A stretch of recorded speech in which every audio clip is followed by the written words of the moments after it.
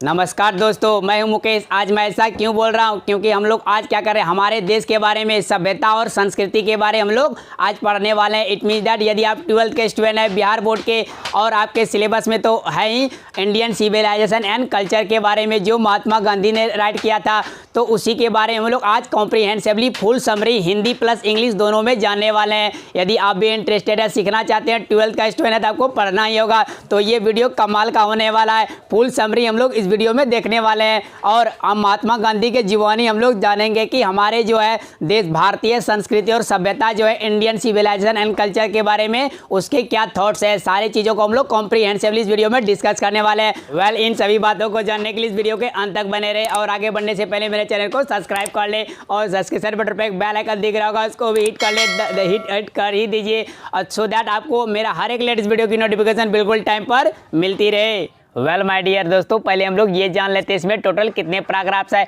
इसमें total 24 paragraphs है और हर एक पैराग्राफ को हम लोग पहले उसका इंग्लिश रीड करेंगे, फिर उसको हिंदी को भी जानेंगे, उसका हिंदी क्या होता है, सारे लाइन सारे वर्ड्स के हिंदी को हम लोग जानने वाले हैं। वेल फर्स्ट पैराग्राफ को स्टार्ट करते हैं। फर्स्ट पैराग्राफ का पहला लाइन क्या है?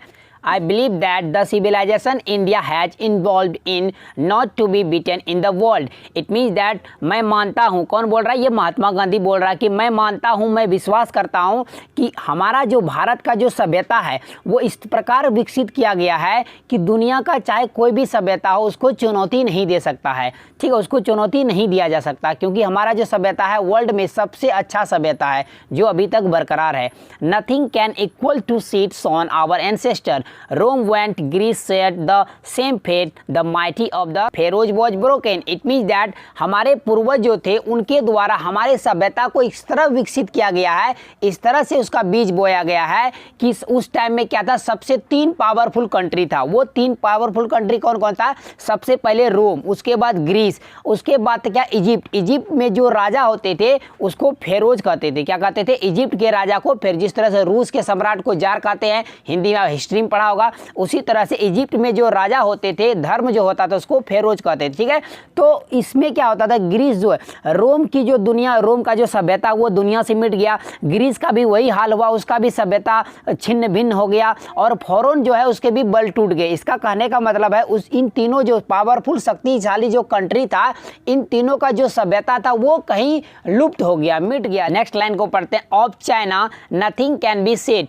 But India is still somehow और the other sound at the foundation. The people of Europe learned their lesson from the writing of the men of Greece or Rome, which exist no longer in their former glory. It means that India का जो सभ्यता है अभी भी क्या है, exist still है, मतलब अभी भी इसका सभ्यता है। हम लोग अभी 2020 में जी रहे हैं, अभी भी उसका सभ्यता जो हमारे पूर्वज द्वारा बनाया गया था अभी वो वैसा का वैसा ही है, उसमें कोई परिवर्तन नहीं आया।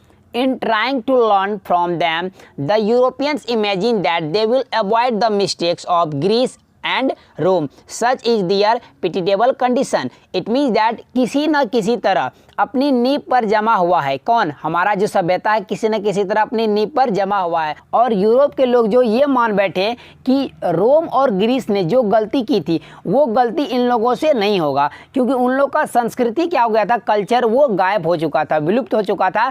यूरोपियन को लगता था कि मेरा भी संस्कृति विलुप्त हो जाएगा, इसलिए उन लोगों का लेखन को सीखा कि जो गलती उसने की वो गलती हम नहीं दोहराएंगे, बट ऐसा नहीं हुआ। यहीं पर हमारा फर्स्ट पैराग्राफ कंप्लीट होता है। आइए सेकंड पैराग्राफ को रीड करते हैं। In the midst of all this, India remains immovable, and that is her glory. It is a charge against India that her people are so uncivilized, arrogant, and stolid that it is not possible to induce them to adopt any charges. It means that इन सब के बीच भारत अचल रहा। चाहे ये सारे चीज़ सभ्यता क्या विलुप्त होते गए, लेकिन भारत का सभ्यता वो अचल रहा, अड़ा रहा, वो सभ्यता अभी तक चलता आ रहा है। और यही उसकी महिमा है किसी हमारे सभ्यता की जो अभी तक टिका हुआ है। यह भारत के खिलाफ आरोप है कि उसके लोग इतने अशिक्षित, अज्ञानी और बेवकूफ़ है कि उन्हें किसी भी परिवर्तन को अपनाने के लिए प्रेरित करना संभव नहीं है। ठीक है, तो वो लोग हमारे का जो पश्चिमी जो लोग थे वो हम लोग को बेवकूफ़ समझ समझते थे कि हम लोग डॉक्टर इंजीनियर वगैरह फील्ड में नहीं जा सकते हैं, पढ़ाई नहीं कर सकते हैं, हम लोग इन्वेंशन नहीं कर सकते हैं। बट ऐसा नहीं है, हम लोग भी कर सकते थे, हम लोग भी कर सकते थे, लेकिन हमारे पूर्वज थे जो शांति चाहते थे, इन्होंने ऐसा नहीं किया। आइए उसके बाद नेक्स्ट लाइन को पढ़ते। It is a charge reality against our merit what we have teased and found true on the level of experience। it means that वास्तव में ये हमारे योग्यता के खिलाफ आरोप है, ये हमारे ऊपर क्या आरोप लगा रहा है, जिसे हमने अपने अनुभव की निहाई पर परखा और सही पाया। उसके बाद नेक्स्ट लाइन कहता है we dare not charge many thrust their advice upon India and see remains study this is her beauty it is the seat anchor of our hope. It means that हम बदलते की, ठीक है, हम बदलने की साहस ना करें। कईयों ने भारत पर अपनी सलाह थोपने पर हम स्थिर रहे। मतलब कई सारे लोगों ने क्या किया, वेस्ट पश्चिमी लोगों ने हमारे ऊपर क्या सलाह थोपने की कोशिश किया, लेकिन हम लोग वहीं का वहीं स्थिर रहे। यही हमारी सुंदरता है और यही हमारे उम्मीद की मुख्य आधार है।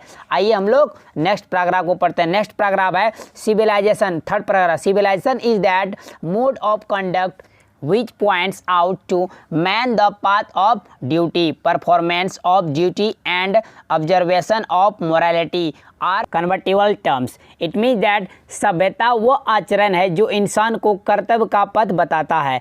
कर्तव्यों का प्रदर्शन और नैतिकता का पालन परिवर्तनीय नियम है।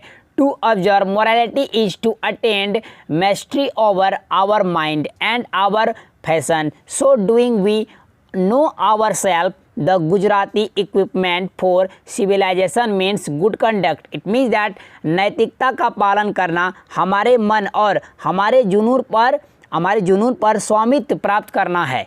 कि क्या है, हमारे जुनून पर क्या है, स्वामित्व प्राप्त करना है। गुजराती में सभ्यता का सामानार्थ अर्थ क्या है कि अच्छा आचरण, अच्छे आचरण इसका अर्थ होता है। आइए हम लोग नेक्स्ट पैराग्राफ की तरफ चलते हैं। नेक्स्ट पैराग्राफ क्या कहता है, if this definition be correct then India as so many writers have shown has nothing to learn from anybody else and this is as it should be। it means that यदि यह परिभाषा सही है तो भारत जैसा कि इतने सारे लेखकों से पता चलता है कि किसी और से सीखने की आवश्यकता नहीं, और ये वैसा ही है जैसा होना चाहिए। और पैराग्राफ 5 को पढ़ते हैं। We notice that mind is a restless bird, the more it gets the more it wants and the still unsatisfied। the more we indulge our passion the more unbridled they become। our ancestors therefore set a limit to our indulgences। they saw that happiness was largely a mental condition। it means that हम देखते हैं कि मन एक बेचैन पंछी है, जितना अधिक मिलता है उतना अधिक चाहता है और तब भी असंतुष्ट रहता है, और जितना अधिक हम अपनी भावनाओं में लिप्त होंगे उतना ही ये बेलगाम होगा। इसीलिए हमारे पूर्वजों ने हमारे भोग विलास की एक सीमा निर्धारित की है। उन्होंने देखा है कि खुशी काफ़ी हद तक मानसिक स्थिति है। आइए पैराग्राफ 6 को रीड करते हैं। पैराग्राफ 6 में क्या है, a man is not necessarily happy because he is rich और unhappy because he is poor. The rich are often seen to be unhappy, the poor to be happy। millions will always remain poor। observing all this our ancestors dissuaded us from luxuries and pleasures। it means that ये ज़रूरी नहीं है कि एक आदमी खुश है क्योंकि वो अमीर है या दुखी है क्योंकि वो गरीब है। कई बार देखा गया है कि अमीर दुखी होता है और गरीब सुखी, लाखों गरीब रहेंगे। यह सब देखकर हमारे पूर्वजों ने हमें विलासिता और आनंद से रोका। We have managed with the same kind of law as existed 1000 years ago। we have retained the same kind of cottages that we had in former times and our indigenous education remain the same as before। we have had no system of life coding competition. It means that, और हज़ारों साल से हम लोग उसी हल से खेती का काम कर रहे हैं जो पुराने समय में थी, और उसी तरह की कुटिया में, ठीक है, बरकरार है। उसी तरह की कुटिया हमारे क्या देश में बरकरार है जो हमारे पास पुराने ज़माने से थी, और हमारी स्वदेशी शिक्षा पहले की तरह ही है, जिस तरह से पहले थी अभी भी उसी तरह से है।